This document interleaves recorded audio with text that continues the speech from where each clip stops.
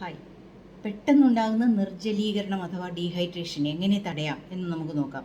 ഈ ചൂട് സമയത്ത് ചൂട് മാത്രമല്ല, ശരീരത്തിൽ നിന്ന് ജലാംശം മാത്രമല്ല പോകുന്നത്, ഹ്യൂമിഡിറ്റി കൂടുതലാണ്, സ്വെറ്റിംഗ് കൂടുതലാണ്. അപ്പോൾ അതുവഴി നമ്മുടെ ശരീരത്തിലെ ധാതുക്കൾ, electrolytes, sodium, chloride, potassium, magnesium, അങ്ങനെ പല ധാതുക്കളും ശരീരത്തിന് ആവശ്യമുള്ള പല ധാതു ലവണങ്ങളും നഷ്ടമാകുന്നു. ഇതുകൊണ്ടാണ് ദാഹം മാത്രമല്ല, അമിതമായ ക്ഷീണം, പേശികൾക്ക് വലിച്ചിൽ, തലവേദന, ഗർഭിണികളിൽ പ്രത്യേകിച്ച് കാണുന്നത് കാലിലും കയ്യിലും നീര്, അതായത് ഫ്ലൂയിഡ് റിട്ടൻഷൻ വരുന്നുണ്ട്. എക്സ്ട്രാ സെല്ലുലാർ ഫ്ലൂയിഡ് എന്ന് പറയും, നമ്മുടെ കോശങ്ങൾക്ക് വെളിയിലേക്ക് ഫ്ലൂയിഡ് അരിച്ചിറങ്ങും. പെട്ടെന്ന് സോഡിയം കുറയുന്നത് കൊണ്ടാണ് അങ്ങനെ വരുന്നത്. അതിന് ഡൈല്യൂഷണൽ ഹൈപ്പോനട്രീമിയ എന്നാണ് പറയുന്നത്.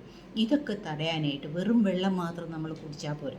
ഇടയ്ക്കിടയ്ക്ക് വെറും വെള്ളം സിപ്പ് ചെയ്യുന്നതിനോടൊപ്പം ഉപ്പിട്ട് കഞ്ഞിവെള്ളം കുടിക്കാം. അതല്ലെങ്കിൽ ഒരു നാരങ്ങ പിഴിഞ്ഞ് അതിൽ ഒരു സ്പൂൺ ഉപ്പും, കല്ലുപ്പാണ് നല്ലത്, അല്ലെങ്കിൽ അര സ്പൂൺ പഞ്ചസാരയും കൂടെ ചേർത്ത് മിക്സ് ചെയ്ത് കുടിക്കാം. അത് 1-2 ഗ്ലാസ് ഇടയ്ക്കിടയ്ക്ക് കുടിക്കുക. കൂടാതെ മോരുവെള്ളം വളരെ നല്ലൊരു ഹെൽത്ത് ഡ്രിങ്കാണ്.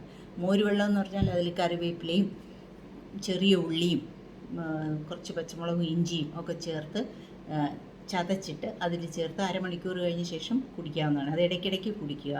അതുപോലെ യാത്രയൊക്കെ ചെയ്യുന്ന സമയമാണെങ്കിൽ ഇലക്ട്രോലൈറ്റ്സ് മിക്സ് കിട്ടും, അല്ലെങ്കിൽ ORS പൗഡർ കയ്യിൽ കരുതുക. അത് കലക്കി ഇടയ്ക്ക് കുടിക്കുക.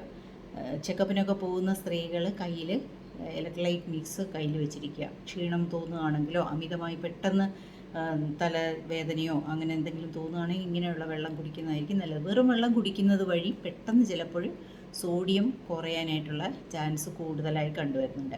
അവോയ്ഡ് ചെയ്യേണ്ടത് ഒരുപാട് കോഫി കുടിക്കാതിരിക്കുക, അതുപോലെ കോള, ഐസ്ക്രീം അങ്ങനെയുള്ള ഡ്രിങ്ക്സ് കുടിക്കാതിരിക്കുക. അതുപോലെ ഫ്രൂട്ട്സിൽ ജലാംശം കൂടുതലുള്ള വെള്ളരിക്ക, സിട്രസ് ഫ്രൂട്ട്സ്, ഓറഞ്ച്, നാരങ്ങ അങ്ങനെയുള്ളത്, നെല്ലിക്ക, ഇടയ്ക്ക് 1-2 നെല്ലിക്ക, ഇതൊക്കെ കഴിക്കുക. ഇത്രയും ശ്രദ്ധിച്ചാൽ ഒരുവിധം നിർജ്ജലീകരണം നമുക്ക് തടയാൻ സാധിക്കും.